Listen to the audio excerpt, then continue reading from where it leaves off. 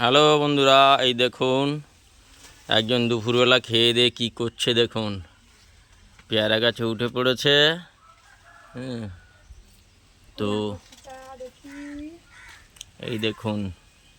তো গাছের পেয়ারা সব বাদুড়ে খেয়ে যাচ্ছে, পাড়ার লোক নেই, তো উঠে পড়েছি গাছে।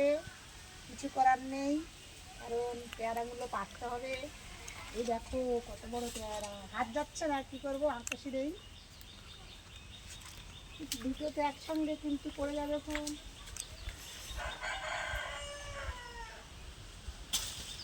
বাবা,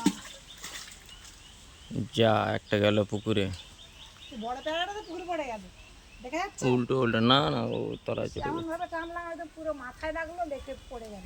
তো যাই হোক, এখন তো বড় পেয়ারাটা পুকুরে পড়ে গেছে, আর এদিকে আছে, এইদিকে অনেকগুলো পেয়ারা আছে। কিন্তু ওই বাঁধা যাচ্ছে না তো। অতএব যাদের গাছে ওঠার দরকার তারা যদি না উঠে পারে তাহলে কি করে কি হয়। আর একটা এখানে আছে, এটাও পাকা, এটা পেরে দিচ্ছি।